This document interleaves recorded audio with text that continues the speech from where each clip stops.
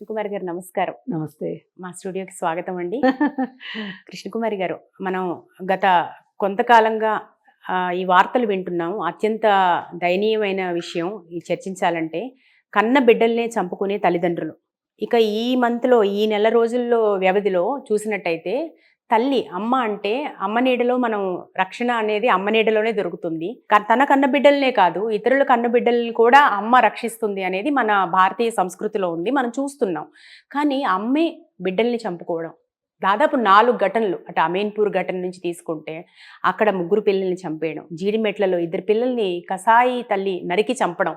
అంటే ఈ సంఘటనలన్నీ చూస్తుంటే ఏమనిపిస్తుంది? అసలు మన విలువలకు నిలయంగా ఉన్న మన భారతదేశంలో ఇట్లాంటి ఘటనల్ని పై మీరు ఏమంటారు? ఈ దేశం అని కాదు, ఆ దేశం అని కాదు, మనిషి ఎక్కడైతే ఉంటారో మనిషి చుట్టూ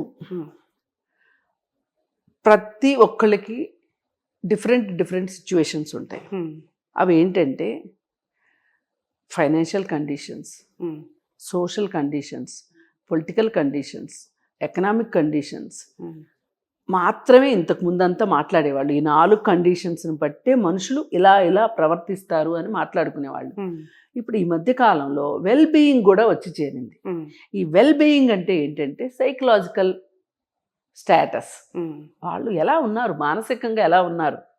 ఇప్పుడు ఆర్థిక సమస్యలు ఉంటే, అలాగే ఏవైనా సోషల్ ఇష్యూస్ ఉంటే, అలాగే రాజకీయ కారణాల వల్ల వీళ్ళ జీవితాల్లో ఏమైనా ఇబ్బందులు తలెత్తితే, అంటే రాజకీయ నాయకులు తీసుకునే నిర్ణయాల వల్ల వాళ్ళ ఆర్థిక పరిస్థితి మీద భారం పడింది అనుకోండి, అప్పుడు వాళ్ళ పరిస్థితి, వాళ్ళు ఎలా తయారవుతారు, వాళ్ళకి ఏం నష్టం జరుగుతుంది, వాళ్ళు ఎలా బాధపడతారు, దాని నుంచి బయటికి ఎట్లా వస్తారు అనేవి ఆలోచిస్తాం.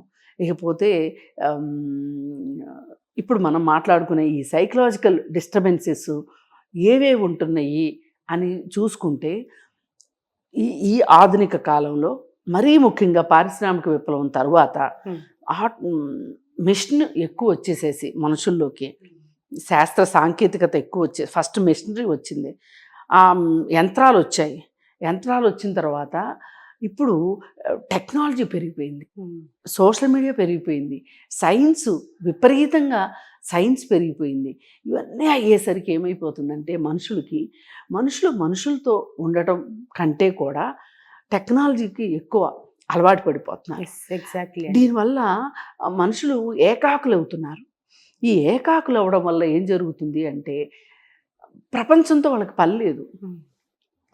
ఇంతకుముందు ఏంటంటే సమస్య ఉంది నాకు అంటే, నాకు ఒక్కదానికే కాదు ఈ సమస్య, చాలామందికి సమస్య ఉంది, అందులో నేను ఒకదాన్ని అనుకునేవాళ్ళు. ఇప్పుడేమనుకుంటున్నారు, మొత్తం సమస్యలో నేనే ఉన్నాను అనుకుంటున్నారు. సమస్యల్లో నేను ఉండటం వేరు, నేనే సమస్య అవ్వడం వేరు. ఇలా రకరకాల పరిస్థితులు వచ్చేసరికి మనుషులు ఉక్కిరిబిక్కిరి అవుతున్నారు. వీళ్ళకి చెప్పుకుందామంటే స్నేహితులు లేరు, సరైన స్నేహితులు, అర్థం చేసుకునేవాళ్ళు. ఇవాళ తల్లిదండ్రులకు కూడా చెప్పుకుంటానికి పెద్దగా ఇష్టపడట్లేదు. భాగస్వాములతో కూడా సరి అయిన స్నేహ సంబంధాలు అటు భర్తలకి లేదు, ఇటు భార్యలకి లేదు. మనము ఈ మొత్తం ఇప్పుడు మనం మాట్లాడుకునే కష్టాలన్నీ మహిళలకే ఉన్నాయి అని అనడానికి లేదు. ఒక మహిళ కష్టపడుతుంది అంటే ఆ మహిళ తాలూకు తండ్రి కష్టపడతాడు, బాధపడతాడు, అన్న తమ్ముళ్ళు ఉంటే వాళ్ళు బాధపడతారు. ఇలా ఒక స్త్రీ ఏకాకి కాదు, ఒక పురుషుడు ఏకాకి కాదు. కష్టాలు వస్తే అందరి మీద ఎఫెక్ట్ పడుతుంది. కానీ అంటే అందరూ కలిసి మాట్లాడుకుని, అందరూ కలిసి చర్చించుకుని, అందరూ ఈ సమస్యకి పరిష్కారం ఎతకాలి అని అనుకుంటేనేమో ఒక రకమైన విధానం ఉంటుంది. అలా కాకుండా నేను ఒక్కదాన్నే, ఇది నా ఒక్కదానికే వచ్చింది ఈ సమస్య, నేనే పరిష్కారం చేసుకోగలను, నేనే పరిష్కారం చేసుకోవాలి అనే ఒక ఉద్దేశం వచ్చేసరికి వీళ్ళు పంచుకోవడానికి ఇష్టపడటల్లా. దానివల్ల వాళ్ళకి తెలిసిన జ్ఞానంలో వాళ్ళు పరిష్కార మార్గాల కోసం ప్రయత్నిస్తున్నారు. ఆ పరిష్కార మార్గాలు ఏంటి అంటే, ఒకటి వివాహేతర సంబంధాలు కావచ్చు, ఇంకొకటి ఆర్థికపరమైన అవకతవకల పాల్పడటం కావచ్చు, లేదు అనుకుంటే గనక భర్తతోటి సరి అయిన సంబంధాలు లేకపోవటం వల్ల ఆత్మహత్యలు చేసుకోవటం. ఇప్పుడు వీళ్ళు ఈ 3-4 కారణాలు ఏవైతే ఉన్నాయో వీటికి పరిష్కారం ఆత్మహత్య అనుకుంటున్నారు. ఇప్పుడు అసలు ఆత్మహత్య అనేది ఆఖరి అస్త్రం అవును జీవితంలో, కానీ మొదటి అస్త్రంగానే తీసుకుంటున్నారు. మొదటి అస్త్రంగా తీసుకుంటున్నారు. ఇదివరకు ఏంటంటే ఇంకా నేను ఇంతకంటే నేనేమీ చేయలేను, నా వల్ల ఏమీ కాదు, నా మొత్తం అయిపోయింది అనుకున్నప్పుడు మాత్రమే ఆత్మహత్య అనేది ఆఖరి ప్రయత్నంగా ఉండేది. అలాంటిది ఇప్పుడు అది మొదటి భాగంలోకి వచ్చి చేరింది. సరే, మొదటి భాగంలోకి వచ్చి చేరితే కూడా నా జీవితాన్ని నేను అంతం చేసుకునే హక్కు నాకు ఉంది అనుకుని వాళ్ళ జీవితాలను మాత్రమే అంతం చేసుకునే వాళ్ళు మహిళలు. ఇప్పుడేమైంది అంటే నా తర్వాత నన్నే చూడట్లేదు, నేనుంటేనే నాకు నా పిల్లలకి గతి లేదు, నేనంటూ లేకపోతే నా పిల్లల గతి ఏమవుతుంది అంటే దీని అర్థం ఏంటి అంటే కుటుంబం మీద నమ్మకం పోయింది అని అర్థం. అవును. ఇప్పుడు ఒకప్పుడు పాత రోజుల్లో నేను చూస్తుండేదాన్ని, ఎవరికైనా తల్లి చనిపోయింది అనుకోండి, వాళ్ళ పిల్లల్ని ఎంత బాగా చూసారనేది వేరే విషయం, కానీ ఎవరో ఒకరు ఉండేవారు చూసుకోవడానికి, ఎవరో ఒకళ్ళు చూసేవాళ్ళు, బాధ్యత తీసుకునేవాళ్ళు. పిన్నో, బాబాయో, పెద్దమ్మో, పెదనానో, తాతల ఇంట్లోనో, నాయనమ్మల దగ్గర, ఉమ్మడి కుటుంబాలు, బంధువులతో సాన్నిహిత్యం, ఎవరో ఒకళ్ళు చూసుకునేవాళ్ళు. ఇప్పుడు నేనంటూ లేకపోతే నా పిల్లల్ని ఎవరు చూసుకోరు అని ఒక నిర్ధారణకి మహిళలు వచ్చేస్తున్నారు. కరెక్ట్ పాయింట్ చెప్పారండి. వచ్చేసి ఇంకా వాళ్ళకి మిగిలింది ఏంటి, వాళ్ళని చంపేసేయాలి, నేను చచ్చిపోవాలి. అయితే పాత రోజుల్లో ఈ ఆర్థిక పరమైన ఇబ్బందులతోటి శారద, సినిమా యాక్టర్ శారద, ఆ సినిమాకి చాలా అవార్డులు కూడా వచ్చినాయి.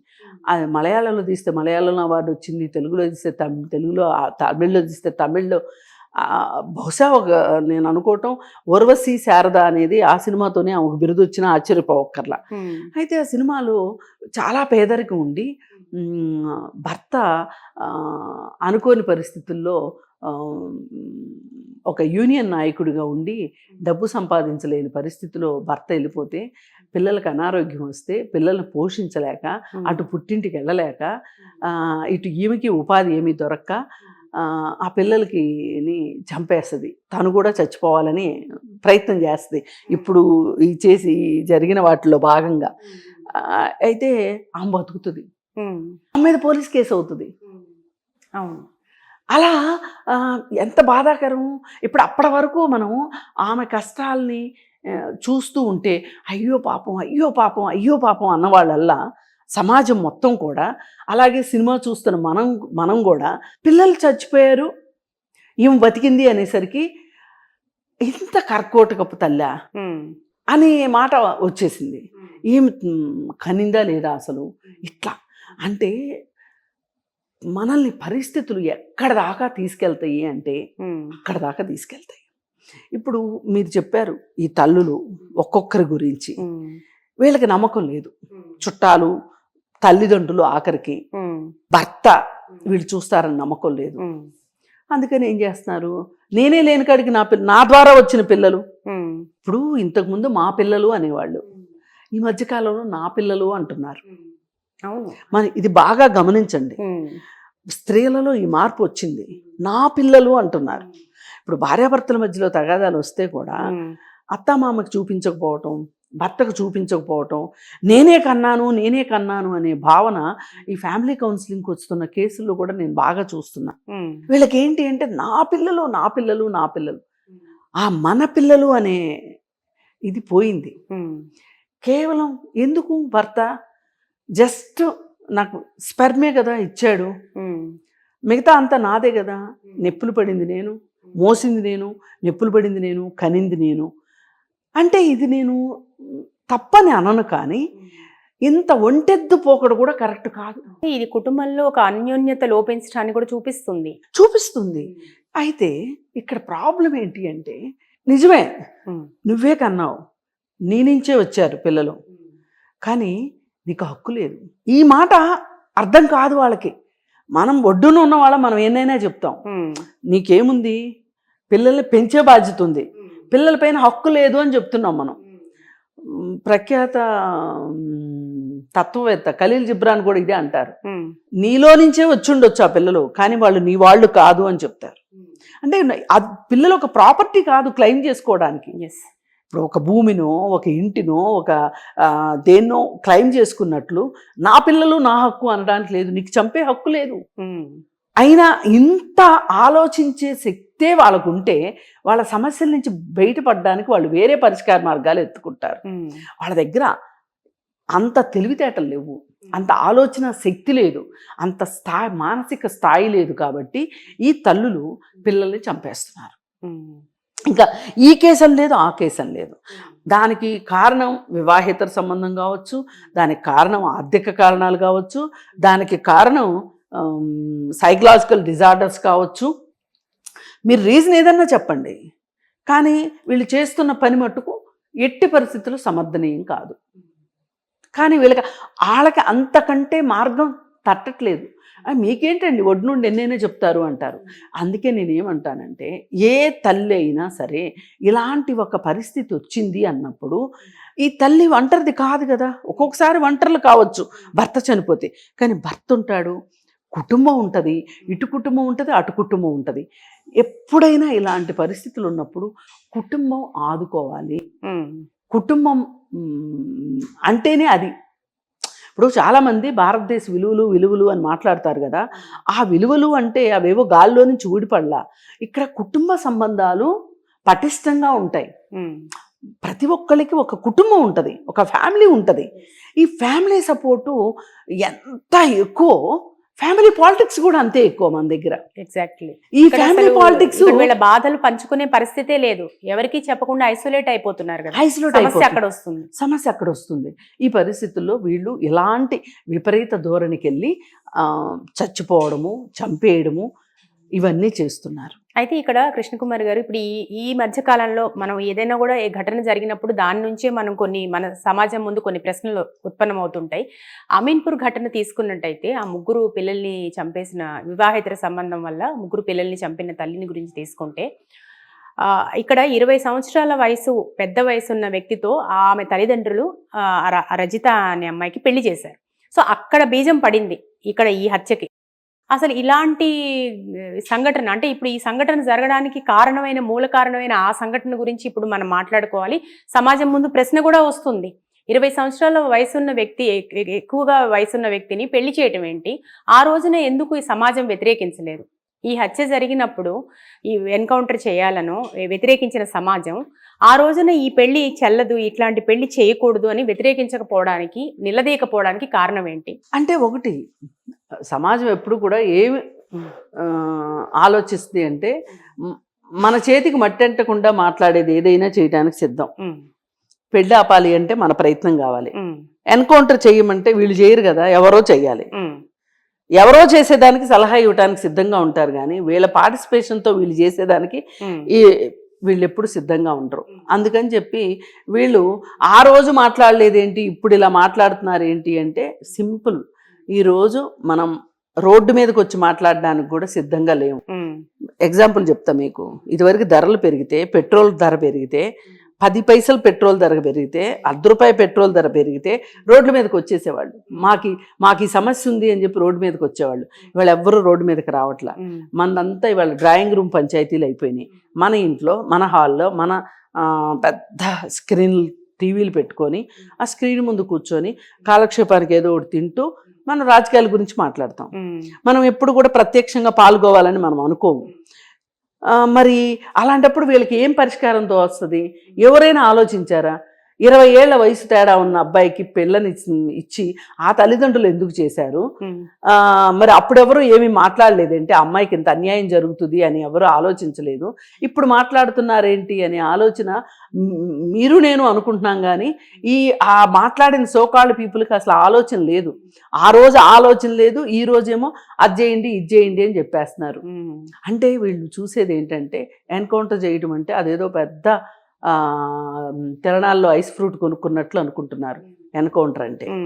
అందుకని మనుషులు ఇలాగే స్పందిస్తారు. వాళ్ళు మనుషులకి చాలా నిష్క్రియాపరత్వం ఉంటుంది. వాళ్ళు ఏమి చేయొద్దు, కానీ మాట్లాడాలి.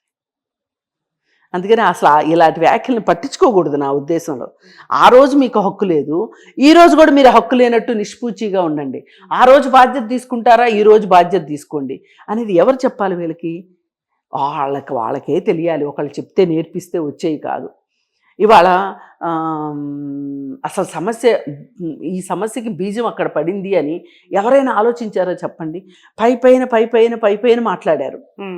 ఆ అమ్మాయి క్యారెక్టర్ గురించి ఎక్కువ మంది మాట్లాడారు. ఎవరైతే 10th క్లాసు రీయూనియన్ గురించి చాలా ఎక్కువ మాట్లాడారు.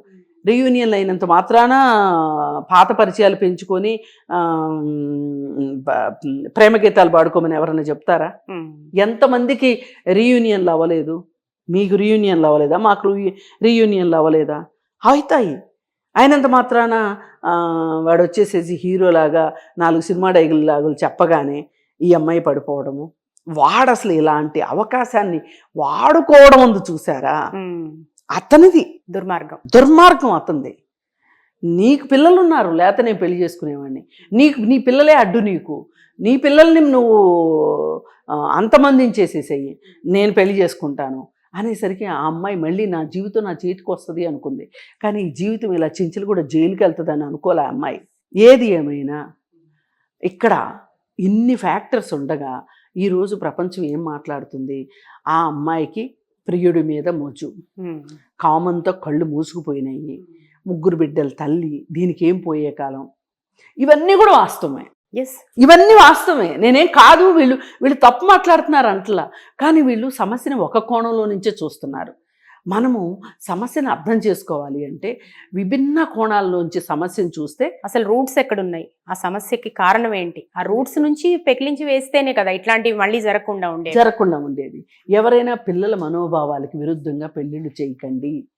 ఒకటి, అసలు పైగా పెళ్ళే పరిష్కారము జీవితానికి, పెళ్ళి మాత్రమే ఇంకా వాళ్ళ జీవితానికి అక్కడనే ఫుల్ స్టాప్ పడుతుంది అని అనుకోకండి. ఆడపిల్లల్ని చదివించండి, చిన్నదో పెద్దదో వాళ్ళకి ఉద్యోగం వచ్చేటట్లుగా చేసుకోండి, అప్పుడు పెళ్లి గురించి ఆలోచించండి. కానీ ఈ తల్లిదండ్రులు ఏం చేస్తారు? అన్ని రోజులు మేము ఎక్కడ కాపలా కాస్తాము అంటారు. ఒక ఆడపిల్ల జీవితం వీళ్ళ దృష్టిలో కాపలా కాయటం, వీళ్ళే రక్షించేదా వాళ్ళలాగా అనుకోవటం. ఆడపిల్లలు వాళ్ళని వాళ్ళు రక్షించుకోగలరు, వాళ్ళని వాళ్ళు సంరక్షించుకోగలరు, కేర్ అండ్ ప్రొటెక్షన్ వాళ్ళు తీసుకోగలరు అనే ఒక నమ్మకం తల్లిదండ్రులకు ఉండాలి ఫస్ట్. తర్వాత ఆ అమ్మాయి అది నిరూపించుకున్నప్పుడు ఇలాంటివి జరగకూడదు. ఇక జీడిమెట్ల ఘటన తీసుకుంటే, 2 పిల్లల్ని దారుణంగా నరికి చంపిన ఘటన. ఇక్కడ తను సూసైడ్ నోట్లో ఒక మెన్షన్ చేసిందనమాట అమ్మాయి. భర్తకి చెప్పినప్పటికీ భర్త చచ్చిపోండి మీకు అనారోగ్యం ఉంటే అని చెప్పి, ఎట్లాంటి సపోర్ట్ లేదు అని చెప్పి. సో అంటే మేబీ ఆయన కొంచెం ఫ్రస్ట్రేషన్తో ఆ మాట అనుండొచ్చు. కానీ అలా చెప్పినందుకు ఈ డెసిషన్ తీసుకున్నట్టుగా కనబడుతోంది. అంటే ఆ ఉన్మాదంతోనో ఆ ఆవేశంతోనో డెసిషన్. అంటే ఇక్కడ ఒక విషయం ఆలోచించాలి కృష్ణకుమార్ గారు. అంటే భర్త తోడుగా నిలబడాలి, సమస్య వచ్చినప్పుడు నేను ఉన్నాను అని సపోర్ట్ చేయాలి. నిర్లక్ష్యం కారణంగా ఒక నిండు ప్రాణాలు బలైపోయాయి, 3 చచ్చిపోయారు. ఇక్కడ ఈ ఘటన మనకి ఏం చెప్తుందంటారు? ఈ ఘటన ఏంటంటే, ఇప్పుడు ఆత్మహత్యలు చేసుకోవటానికి కూడా దీర్ఘకాలిక అనారోగ్యాలు ఒక కారణం. అలాగే వాళ్ళకి ఈ దీర్ఘకాలిక అనారోగ్యాలు ఉన్నప్పుడు డబ్బు మాత్రమే అన్నిసార్లు పరిష్కారం డబ్బు కొంత సౌకర్యాన్ని ఇస్తుంది, కాదని నేను అనట్లా. కానీ విసిగిపోతారు పేషెంట్లు విసిగిపోతారు, పేషెంట్ల యొక్క అటెండెంట్లు మరీ విసుక్కుంటారు అనే కన్నా విసిగిపోయి వాళ్ళకు సంబంధించిన భావోద్వేగాలు వాళ్ళపైన ప్రభావం చూపించి పేషెంట్లు అనుకుంటారు, అసలు ఎందుకు బతుకున్నాను నేను ఎందుకు బతుకుండాలి, ఏంటి నా పరిస్థితి ఏంటి, రకరకాలుగా ఆలోచించి వాళ్ళు ఏం ఆలోచిస్తారు ఆ క్షణంలో అంటే, ఇంకా వీళ్ళ దగ్గర నుంచి నన్ను చూసుకోవాలి, నన్ను ఎవరైతే చూసుకుంటారో అనుకుంటానో వాళ్ళ దగ్గర నుంచి నాకు నిరాదరణ దొరికింది అన్నప్పుడు వాళ్ళు ఏంటి ముక్కు మూసుకుంటే 3 క్షణాలు, ఇదే డైలాగ్ ఉంటుంది చాలామందికి. ముక్కు మూసుకుంటే 3 నిమిషాలు అనుకుంటే ఇవాళ చేస్తే రేపటికి 2 ఇట్లా అనుకుంటూ ఉంటారు. ఇలా అనుకునే పరిస్థితి రావటం నిజానికి దురదృష్టకరం. ఇప్పుడు ఈ దీర్ఘకాలిక అనారోగ్యాల గురించి మనం చెప్పుకుంటే అవి కొన్ని వంశపారంపర్యంగా వస్తాయి, కొన్ని ఏమో అదే జీన్స్ అన్న వంశపారంపర్యం అన్న ఒకటే కదా. అలా కాకుండా రెండోది యాక్సిడెంట్లు అవుతాయి. యాక్సిడెంట్లు అయినప్పుడు భయంకరమైన అంగవైకల్యం ఉంటుంది. అంటే వాళ్ళు అసలు మంచం మించి లేవలేని పరిస్థితి ఉంటుంది. ఆ టైంలో వాళ్ళకి అటెండ్ అయ్యే వాళ్ళు ఎంత బాగా అటెండ్ అయినా వాళ్ళున్న నిస్సహాయ పరిస్థితుల్లో వాళ్ళు మానసికంగా చాలా కుంగిపోతారు. కుంగిపోయి వాళ్ళు సూసైడ్ చేసుకునే అవకాశాలు ఉంటాయి. అలాగే ఇలాంటి పరిస్థితులు ఇంట్లో ఉన్నప్పుడు ఒకళ్ళు అనారోగ్య పరిస్థితిలో ఉన్నారనుకోండి, వాళ్ళని ఎవరైతే బాధ్యతగా చూసుకోవాలో వాళ్ళు మానసికంగా అలసిపోతారు. మానసికంగా అలసిపోతారు, శారీరకంగా అలసిపోతారు, ఆర్థికంగా చితికిపోతారు. అలా వాళ్ళు సూసైడ్ చేసుకున్న సందర్భాలు ఉన్నాయి, పేషెంట్లు సూసైడ్ చేసుకున్న సందర్భాలు ఉన్నాయి. మరి మనం ఇక్కడ భర్త బాధ్యత గురించి మనం ఖచ్చితంగా మాట్లాడుకోవాలి. మరి ఆ భర్త నిజంగా తోడు ఉండాల్సిన భర్త. ఇక్కడ తల్లికి అనారోగ్యం అని చెప్పి మొదటి నుంచి తల్లికి అనారోగ్యం అని చెప్తున్నారు. అలాంటి ఆవిడని పెళ్లి చేసుకోవడం ఒక వరకు అతను చేసిన పొరపాటు అని చెప్పుకోవచ్చు. తల్లిదండ్రులు ఏం చేస్తారు, పెళ్ళి అయితే పిచ్చి కుదురుతుంది, పిచ్చి కుదిరితే పెళ్ళి అవుతుంది అన్నట్లు ఈ అనారోగ్యం సెటిల్ అవ్వాలంటే పెళ్లి చేస్తే సరిపోద్ది అనుకుంటారు. ఇప్పటిదాకా మనం అనుభవించాం ఆ బాధలయ్యో, ఇక నుంచి వాడెవడో వచ్చేవాడు పడతాడు అని అనుకుంటారు. అది అతి తప్పు. అసలు అంత దీర్ఘకాలిక అనారోగ్యాలు ఉన్న వాళ్ళకి పెళ్లి చేయకూడదు. ఒకవేళ చేస్తే కూడా వాళ్ళని పూర్తిగా అర్థం చేసుకుని వాళ్ళ కోసం జీవితంలాగా ఉండగలిగే వాళ్ళని చూసి పెళ్లి చేయాలి తప్పితే అలాంటి వాళ్ళకి అసలు పెళ్లి చేయకూడదు. ఇక్కడ 2 తప్పులు జరిగాయి. ఆమెకు పెళ్లి చేయడమే కాకుండా ఆమె మళ్ళీ పిల్లల్ని కూడా కన్నది. ఇప్పుడు దీర్ఘకాలిక అనారోగ్యాలు ఎప్పుడైనా సరే నరాలకు సంబంధించినవి కానీ లేకపోతే మానసిక రోగాలు కానీ కొన్ని వంశపారంపర్యంగా వస్తాయి. ఇప్పుడు కొన్ని గుండె సంబంధితమైన రోగాలు కూడా వంశపారంపర్యంగా జీన్స్ ప్రకారం వస్తాయి. ఖచ్చితంగా చచ్చిపోతారు వాళ్ళు. అంటే చాలా షార్ట్ టైమే బతుకుతారు. ఒకవేళ మెరకిల్గా వాళ్ళు బతికినా కానీ వాళ్ళకి అనారోగ్యం ఉంటుంది. వీటన్నిటి వెరసి చూసుకుంటే గనక తల్లిదండ్రులు మనకొక అంగవైకల్యం ఉన్న అమ్మాయి కానీ తీవ్ర అనారోగ్యం ఉన్న అమ్మాయి కానీ ఉన్నప్పుడు మనమే చూసుకోవాలి. ఇంకొకరిని ఎవరినో మనకు డబ్బులు ఉన్నాయనో లేకపోతే ఇంకోటో చేసి వాళ్ళని జీవితంలోకి తీసుకుని వచ్చి వాళ్ళు ఇబ్బంది పడతారు, వీళ్ళు ఇబ్బంది. ఇప్పుడు వీళ్ళేంటి, నన్ను చూసుకునే వాళ్ళు ఒకళ్ళు వస్తున్నారనే ఒక నమ్మకంతో వీళ్ళు ఉంటారు. కానీ ఆ నమ్మకం ఒమ్మైనప్పుడు, నిరాశకు గురైనప్పుడు చాలా బాధపడతారు. అసలు పెళ్ళకపోవడమే మంచిది అట్లాంటప్పుడు. సరే, ఇలా ఈ కేసు ఇలా జరిగింది. భర్తని మనం ఎంతవరకు నిందించగలము అంటే మనం చెప్పలేము. ఇలాంటి సంఘటనలు జరిగినప్పుడు ఎవరో ఒకరే ఇట్లాంటి దారుణాలకు పాల్పడుతున్నారు, తల్లి కావచ్చు, తండ్రి కావచ్చు. ఇట్లాంటి ఆలోచనలు అప్పటికప్పుడే పుడతాయి అంటారా, లేకపోతే ఎప్పటి నుంచో వాళ్ళలో మానసికంగా ఇన్నర్ సెన్స్ లో ఒక ఆలోచన ఉంటుందంటారా కృష్ణకుమారి గారు? అంటే ఒక్కరు చేస్తున్నప్పుడు ఇంకొకరు గమనించడం కష్టం అంటారా? గమనించవచ్చు, అదేం పెద్ద కష్టం కాదు. ఎవరైనా జీవితాల్లో ఏం కోరుకుంటారు చెప్పండి? సంతోషాన్నే కోరుకుంటారు, ఆనందాన్నే కోరుకుంటారు. అలా కాకుండా పెళ్ళయింది మొదలు హాస్పిటల్స్, అనారోగ్యము అంటే తెలిసి చేసుకుంటే అతన్ని మనం గట్టిగా మాట్లాడడానికి అవకాశం ఉంటుంది. అతనికి చెప్పకుండా చేశారనుకోండి, అసలు అతను విడాకులు తీసుకోవచ్చు చట్టం ప్రకారం. ఒక అనారోగ్యాన్ని దాచి ఎప్పుడు పెళ్లి చేయకూడదు. అనారోగ్యాన్ని అతనికి చెప్పాలి. ఆ గ్రౌండ్స్లో విడాకులు కూడా వస్తాయి వాళ్ళకి. ఇది దీర్ఘకాలిక అనారోగ్యాలు. అలాగే ఇప్పుడు హెచ్ఐవి లాంటివి ఉన్నాయి అనుకోండి. హెచ్ఐవి సంక్రమిక వ్యాధులు అంటారు వీటిని. ఈ వ్యాధులు ఉన్నప్పుడు ఈ సర్టిఫికెట్ పెట్టి విడాకులకు వేసుకోవచ్చు. దీంట్లో ఒక కుష్టు వ్యాధి ఒకటి, టీబీ ఒకటి, అంటే బాగా ఎక్కువైన టీబీ ఒకటి, ఇప్పుడు కొత్తగా వచ్చిన హెచ్ఐవి ఒకటి. ఇట్లాంటి జబ్బులకి విడాకులు తీసుకోవచ్చు. ఎందుకు అంటే ఇవి దీర్ఘకాలిక వ్యాధులు. నేనెందుకు దీర్ఘకాలం ఆమెతో కలిసి బాధపడాలి, ఆయనతో కలిసి బాధపడాలి? కానీ చాలా మంది ఎందుకు చేయరు అంటే పరువు పోతుందని చేయరు, క్లెయిమ్ చేయరు. ఏది ఏమైనప్పటికీ కూడా అతను బాధ్యత తీసుకోలేదు అనుకోవటానికి మనము అతన్ని పూర్తిగా బద్దుని చేయలేము. దీనికి ఏంటంటే అదే నేనైతే అలా చేస్తానా అనే ఒక ఉద్దేశం కూడా కలగొచ్చు. నేను చేస్తానా లేదా అనేది నా చాయిస్. వేరే వాళ్ళ చాయిస్ని డిసైడ్ చేయాల్సింది నేను కాదు. అదే ఒకవేళ పెళ్ళి తరువాత ఆమెకి ఏదైనా రోడ్డు యాక్సిడెంట్ కానీ అట్లాంటివి కాలో చెయ్యో విరిగిపోయి, లేదు డెలివరీలో ఏదైనా తీవ్ర అనారోగ్యానికి గురయ్యి ఏ పోస్ట్ పార్టం సైకోసిస్కో ఆమె వెళ్ళిందనుకోండి, అప్పుడు వద్దనుకుంటే అసలు పెళ్లి తర్వాత కదా ఇవి వచ్చినాయి, మరి అలాంటప్పుడు భర్తకు బాధ్యత ఉంటుంది కదా అని చెప్పి మనం మాట్లాడడంలో తప్పులేదు. కానీ ఈమెకి దీర్ఘకాలిక అనారోగ్యం ఉందంట, ఇది పెళ్లికి ముందే అనారోగ్యం ఉందంట. ఆ అనారోగ్యమే ఆమె బిడ్డకు కూడా వచ్చింది, అందుకని ఆమె అలా చేసుకో. ఇప్పుడు ఒకప్పుడు మనం గర్భంలో ఉన్న శిశువుకి నిర్ధారణ పరీక్షలు చేయించుకుని ఆడ శిశువు అయితే చంపేసిన భ్రూణ హత్యల గురించి వీటి గురించి విన్నాం. కానీ ఇప్పుడు పుట్టిన బిడ్డల్ని చంపుకోవడం, ఇప్పుడు ఈ రకమైన పరిస్థితి, అసలు ఈ పరిస్థితులపైన అసలు చర్చ జరుగుతుందంటారా? ఎట్లా ఉంది దీనిపైన స్పందనలు ఎట్లా ఉంటున్నాయి? అసలు అంటే వీటిని అరికట్టడానికి ఎట్లాంటి ప్రయత్నాలు వ్యక్తిగతంగా తీసుకుంటున్నారు. ఇంకొక చోట హత్యలు జరుగుతూ ఉంటాయి. అవి ఏంటి అంటే, భార్యాభర్తలు విడాకులకి అప్లై చేసుకున్నారు అనుకోండి, విజిటింగ్ రైట్స్ అని ఉంటాయి. ఈ భర్తలు ఏం చేస్తారంటే విజిటింగ్ రైట్స్కి పిల్లల్ని తీసుకుని వెళ్ళి పిల్లల్ని చంపేసిన ఘటనలు ఉన్నాయి, భర్తలు కూడా. కాకపోతే మన సమాజం ఏం చూస్తుందంటే, ఎప్పుడైనా ఆడవాళ్ళు ఇలా ఎలా చేస్తారు అంటారు, మనుషులు ఇలా ఎలా చేశారు అని ఆలోచించండి. మగవాళ్ళు ఇలా ఎలా చేస్తారు అన్నా తప్పే, ఆడవాళ్ళు ఇలా ఎలా చేస్తారన్నా తప్పే. మనుషులు చేయకూడని పనులు వీళ్ళు చేస్తున్నారు. ఆడవాళ్ళయి కొంతమంది, మగవాళ్ళయి కొంతమంది చేస్తున్నారు. ఆ అవగాహన మనకి పెరగాలి. ఒక స్త్రీ ఇలా ఎలా చేస్తుంది? స్త్రీ అంటే సుకుమారం కదా. స్త్రీ సుకుమారం అని ఎవరు చెప్పారు? ఎప్పుడు సుకుమారం చేశారు? ఎప్పుడు సుకుమారం అయింది? కాదు, ఆమె సుకుమారి ఏం కాదు.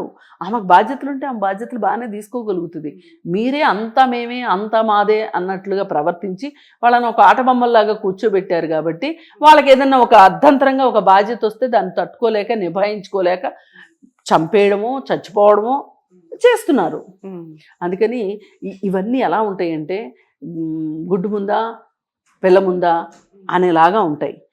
ఏది ఏమైనా కుటుంబము అంటే అందరిది బాధ్యత, ఇది ఒక సమిష్టి కృషి అనేటట్లు ఉంటేనే కుటుంబాలు నిలబడతాయి. కష్టం రానివ్వండి, సుఖం రానివ్వండి, మాదే ఈ బాధ్యత. ఇప్పుడు కొంతమంది తండ్రులు ఉంటారు, పిల్లలు చాలా బాగున్నారనుకోండి, నేనే పెంచాను, నా పిల్లలు కాబట్టి ఎలా ఉన్నారు అంటారు. అదే పిల్లల్లో ఒకళ్ళు సరిగా లేరనుకోండి, నాదేం లేదు, బాధ్యత తీసుకుంటాను అన్నమాట. ఇది నిందించే తత్వం ఉన్నవాళ్ళు ఇలా మాట్లాడుతూ ఉంటారు. ఇవన్నీ అనవసరం అండి. అందరూ కలిసి పనిచేసుకుంటే మంచిది. లేనప్పుడు భర్త అయోగ్యుడైనా, భర్త బాధ్యతారాహిత్యుడైనా సరే భార్య నిలబడి చేసుకోవాలి. ఒకవేళ భార్య సరిగా లేదు అనుకోండి, బాధ్యతారహితంగా ప్రవర్తిస్తుంది అనుకోండి, భర్త చేసుకోవాలి. కుటుంబం అంటే అది ఒకళ్ళు కాకపోతే ఒకళ్ళు. కానీ కుటుంబం పరిస్థితి మారిపోయింది. ఇప్పుడు పిల్లల తల్లిదండ్రులు ఇద్దరు వాళ్ళ ఫ్రస్ట్రేషన్స్ అంతా పిల్లల మీద చూపిస్తున్నారు. ఒక ముందు తిట్టడంతో స్టార్ట్ అవుతుంది, తర్వాత కొట్టడం, ఆ తర్వాత ఒక బలహీన క్షణంలో చంపేయడం. ఇప్పుడు పరిస్థితి అదే కదా, ఈ ట్రాన్స్ఫర్మేషన్ అంతా అదే కదా. సో ఇట్లాంటి అసలు ఈ రకమైన మన సమాజంలో, మన కుటుంబ వ్యవస్థలో ఇట్లాంటి పరిస్థితిని అసలు మనం జీర్ణించుకోలేం. కానీ ఇప్పుడు జరుగుతున్న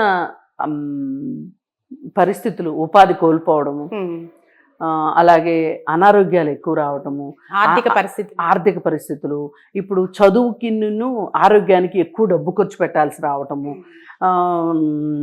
స్టైల్ ఆఫ్ లివింగ్ పెరగడము, జీతాలు వస్తాయో రావో అనేది ఒక భయము, ఇవన్నీ కలిపి ఈ ఫ్రస్ట్రేషన్ అంతా ఎవరి మీద చూపించాలి? పిల్లల మీద చూపించాలి. అలా అని మనం ఏదన్నా పరిస్థితులు బాగోలేవు కదా, మనం జాగ్రత్తగా ఉందాము అనే ఆలోచన ఎవ్వరూ ఉండట్లేదు. ఎంతకి ఏం ఆలోచిస్తున్నారు అంటే, ఒకటే ఆలోచిస్తున్నారు వీళ్ళు. ఏంటది? ఐమాక్స్లో సినిమా చూస్తేనే సినిమా, ఆన్లైన్లో బట్టలు కొనుక్కోవాలి, ఆన్లైన్లో చెప్పులు కొనుక్కోవాలి, అలాగే మ్యాచింగ్ చెప్పులు వేసుకోవాలి. ఇవాళ గడియారాలకి స్ట్రాపులు కూడా ఏ చీర కట్టుకుంటే ఆ రంగు స్ట్రాపులు. అంటే స్పెండింగ్ ఎక్కువైంది. ఈ స్పెండింగ్ ఎక్కువ అవటం కూడా ఈ స్పెండింగ్ కోసం ఎలా అంటే అలా డబ్బులు సంపాదించాలనుకుంటున్నారు. ఆ సంపాదించాలనుకునే భాగంలో అడ్డదారులు తొక్కుతున్నారు. అది ఒక ఫ్రస్ట్రేషన్ అయిపోతుంది. ఆ ఫ్రస్ట్రేషన్ తీసుకుని వచ్చి మీకోసమే కదా ఇదంతా చేస్తున్నాను అని పిల్లల మీద విరుచుకుపట్టడం, భార్య మీద విరుచుకుపట్టడం, ఇప్పుడు ఇవన్నీ చాలినట్లు ఆడవాళ్ళు కూడా ఇంట్లో ఉండైనా సరే నేను ఏదో ఒకటి చెయ్యాలి అని చెప్పి చేసే క్రమంలో సఫలీకృతులు అవుతున్న వాళ్ళు కొంతమంది, కాని వాళ్ళు కొంతమంది, ఇలా రకరకాలు ఉన్నాయి. మనం ప్రతి విషయాన్ని మనం ఎంత కూలంకషంగా చర్చించినప్పటికీ కూడా మనకు వచ్చే అవుట్కమ్ ఏంటి అంటే కనుక సింపుల్గా సమాజంలో పరిస్థితులు బాగులేనప్పుడు, సమాజం ఆరోగ్యం బాగలేనప్పుడు అది వ్యక్తుల మీద పడుతుంది. వ్యక్తుల ఆరోగ్యం బాగలేనప్పుడు అది సమాజం మీద పడుతుంది. అందుకని రెండు పరస్పర సంబంధం ఒకదాన్ని ఒకటి కాంప్లిమెంట్ చేసుకుంటూ ఉంటాయి. ఒక వ్యక్తి సమాజముకు ఉండే సంబంధమే ఇది. అందుకని మనం మరి సమాజం అంతా బాగుండాలి అంటే ఏంటి? ఆర్థికపరమైన ఒడిదుడుకులు రాకూడదు. అంటే మన ఆర్థిక పరిస్థితి పటిష్టంగా ఉండాలి. అలాగే ఏదైనా అనారోగ్యం వస్తే చూపించుకోవటానికి అది మనకు అందుబాటులో ఉండాలి.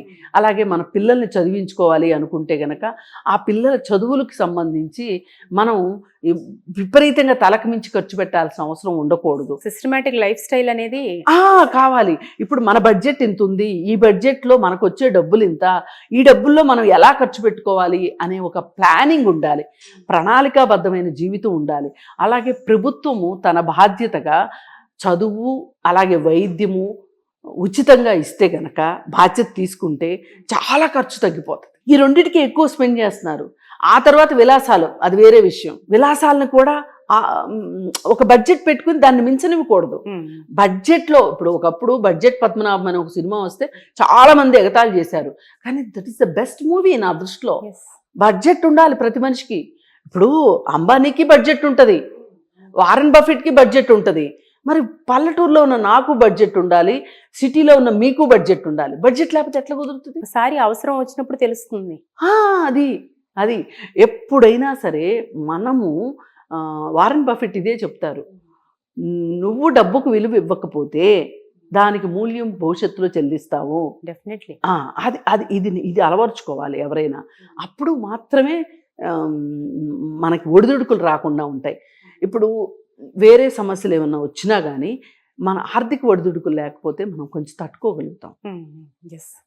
అలాగే ఇందాక మనం మాట్లాడుకున్నాం చూడండి, మానసిక అనారోగ్యం గనక ఉంటే గనక, అలాగే దీర్ఘకాలిక జబ్బులు ఉన్నప్పటికీ, వంశపారంపర్యమైన జబ్బులు ఉన్నప్పుడు చాలా జాగ్రత్త తీసుకోవాలి. అలాంటి వాళ్ళకి పెళ్ళిళ్ళు చెయ్యొద్దు. ఆ అనారోగ్యం ఏదో వాళ్ళతోటి అంతమైపోనివ్వండి. మళ్ళీ ఇంకో జనరేషన్ వచ్చి ఆ జనరేషన్కి ఆ జబ్బునిచ్చి, దీనికన్నా కూడా ఇలా ఆలోచించాల్సిన అవసరం చాలా ఉంది.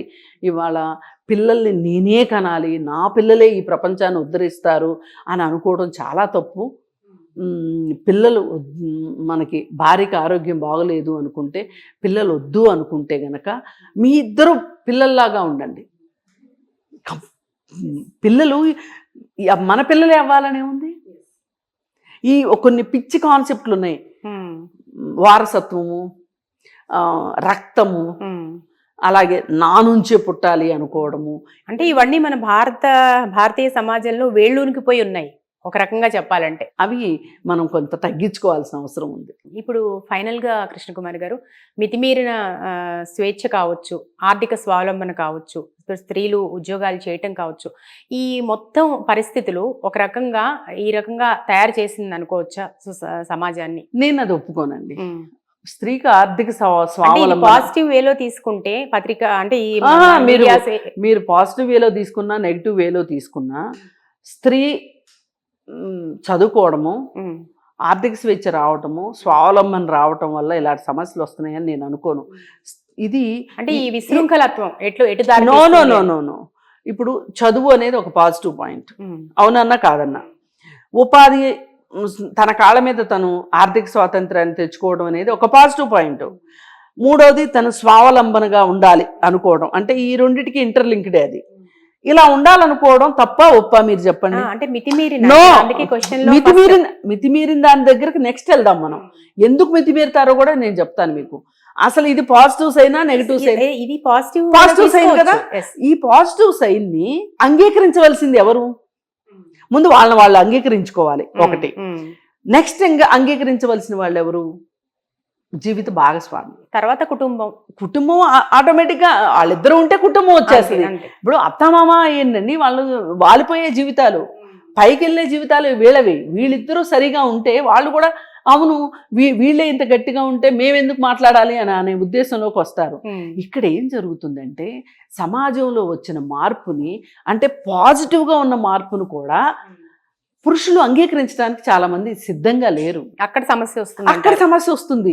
ఇప్పుడు ఒక మహిళ హౌస్ వైఫ్గా ఉండటానికి ఇష్టపడుతుంది, ఒక పురుషుడు హౌస్ హస్బెండ్గా ఉండటానికి ఎందుకు ఇష్టపడట్లేదు? ఏం తప్పే ఉంది? మీకు ఎన్నన్నా కొమ్ములు కాలు కింద పడిపోతాయా?